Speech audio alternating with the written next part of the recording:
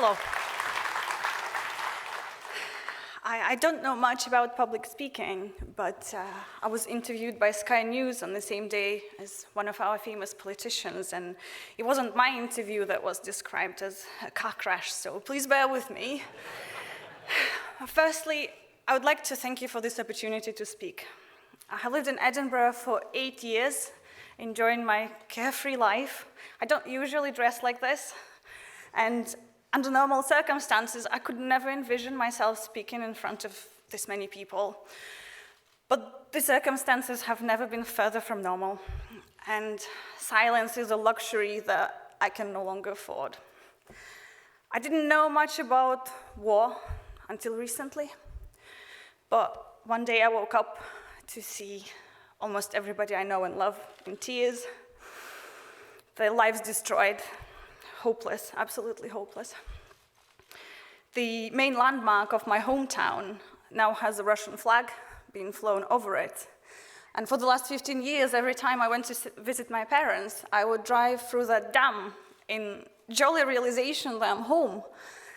And for the first time in my life, I feel like I no longer have a home. And if I tried to describe that feeling, it would just mean me screaming, and that wouldn't make for a good speech, so I'll try to use my words. I grew up in the 90s in a small town right after the collapse of the Soviet Union, and I'll tell you, those were really challenging times. My whole family lived in a bedsit. My parents worked multiple jobs to make ends meet. By Western standards, I think my childhood would be considered below the poverty line, but believe it or not, I only have good memories of it. We didn't have much, but we had each other, and what's even more important, we always had hope. Sometimes that's enough. There was an exchange student who lived in our neighborhood who would occasionally gift us the wonders of Western civilization, like cans of Fanta. And as kids, we would refill those cans with water to pretend that we had Western luxuries. And don't underestimate the value of those things to us. They symbolized a dream. We were looking at the West, at you, in complete admiration of your freedoms, of your democracies and economies. We knew that we wanted to be just like you. And we were told that we could, if we unite, if we work hard and focus on the task. And this is exactly what we were doing. What is so painful to realize for me now is that it's also the reason why we are being punished now by our neighbors, purely for wanting to be like you, to have the freedom to speak your mind, to elect your own politicians, to drink Fanta. We don't want to live in a country where journalists fall out of windows, where traitors get poisoned with chemical weapons, where labs forge the results to win medals, and where grannies get beaten up for holding empty placards. Surrender is not an option, and I'm sure you wouldn't want to live in a country like this either. The aggression of Russia has been unprecedented. I don't think we witnessed anything like this for a while. The absolute callous murder of civilians on a daily basis is nothing but genocide. And I know it is our country who raised this question and who called it for what it is, a war crime. But I don't understand, how is it a crime if we are just watching it being committed? Surely it must be stopped. The failed states led by deranged dictators cannot be seen to benefit from atrocities. And they won't be. I don't understand how the so-called superstate, stuck in medieval ages with half the GDP of Great Britain, thinks they can threaten and demand something from independent European nations. I just don't understand how we came to this. But at the same time, I also know how, because we just stood and watched for years as Russia took Moldova and Georgia, Eastern Ukraine, Crimea.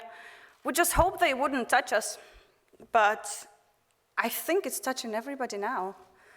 Russia thinks it can dictate Sweden and Finland's foreign policy. It blatantly threatens space terrorism while attacking Ukrainian nuclear power stations. Let's not fool ourselves that anyone is safe, because nobody is, as long as dictators are allowed to get away with things. Ukraine can't do it alone. And I'm so grateful for the help that my adoptive country has offered to Ukraine. And it makes me so proud. And it's one of the reasons we still exist as a nation, honestly. And the absolute warm welcome offered to Ukrainian refugees is so heartwarming. I personally receive hundreds of messages of people offering so much. Even people who don't have much to offer are willing to give it all, because this tragedy touched everybody. And I would just like to tell you a couple of words about the people who are coming. Mark my words, they're the best. They're the most hardworking and friendly bunch you will ever meet.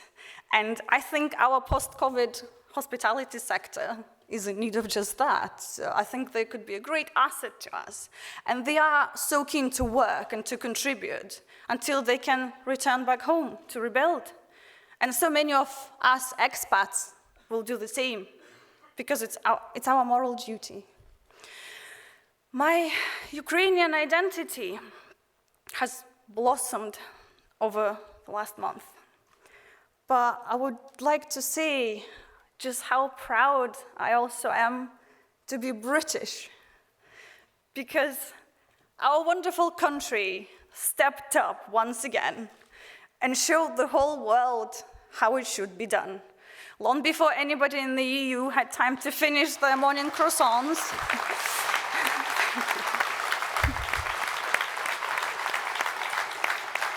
While Italy was worried about Gucci sales and Germany was shipping discontinued helmets to the Polish border as to not to anger you know whom, British anti-tank weapons were already being used on the front line to the jolly singing of God Save the Queen by Ukrainian soldiers.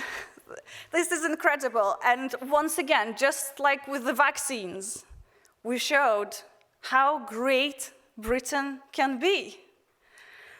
But I think it could be so much greater.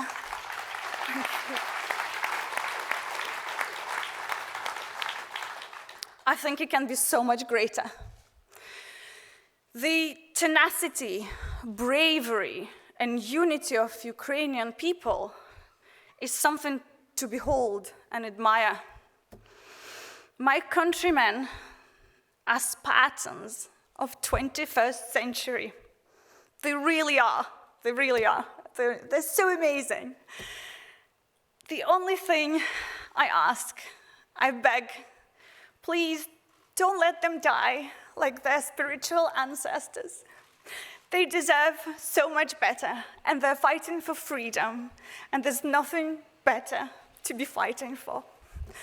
Thank you.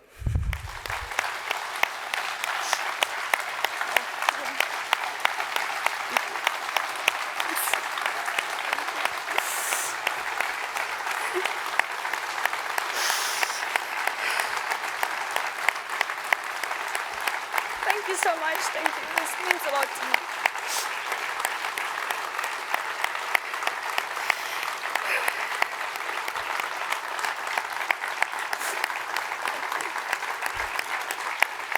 Thank you so much.